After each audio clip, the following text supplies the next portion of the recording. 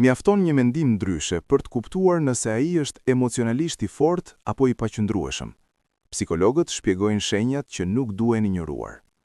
Zgjedhja e partnerit për lidhje apo martesë shpesh duket si një lojë fati. Në fillim gjithçka është e bukur, romantike dhe idealizuar, por vetëm më vonë, përmes situatave të përditshme dhe bisedave të zakonshme, zbulohet karakteri i vërtet dhe forca emocionale e personit. Psikiatri austriak Sigmund Freud, babai i psikanalizës, propozoi një truk shumë të thjeshtë psikologjik që mund t'ju ndihmojë të vlerësoni sa i fortë është një partner emocionalisht dhe mendërisht, para se të hyni më thellë në një lidhje. Çfarë do të thotë partner i dobët? Në kontekstin e një lidhjeje, partneri i dobët nuk do të thotë fizikisht i dobët, por emocionalisht dhe mendërisht i paqëndrueshëm. E ka të vështirë të përballet me konfliktet, humb shpejt durimin, e ka të vështirë të pranojë mendime të ndryshme.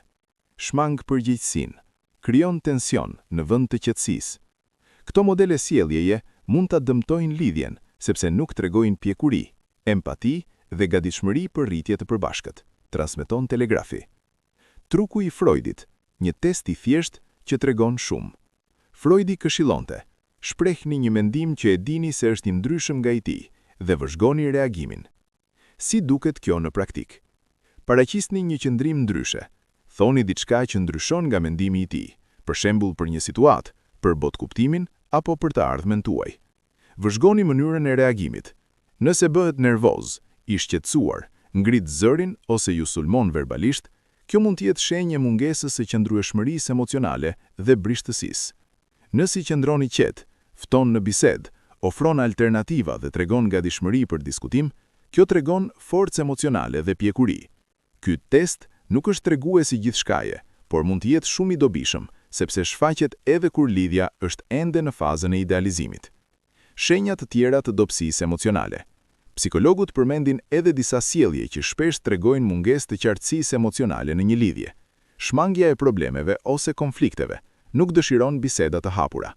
Mungesa e mbështetjes në momentet e vështira, nuk është i pranishëm kur duhet më shumë.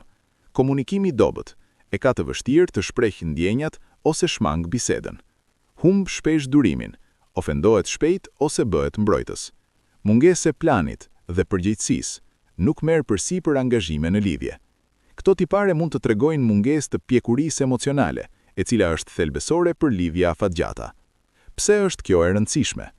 Lidhjet dhe martesat nuk testojnë vetëm dashurinë dhe pasionin. Ato testojnë edhe aftësinë për të zgjidhur konfliktet së bashku, qëndrueshmërinë emocionale në momentet e vështira, gatishmërinë për të rritur dhe ndryshuar së bashku.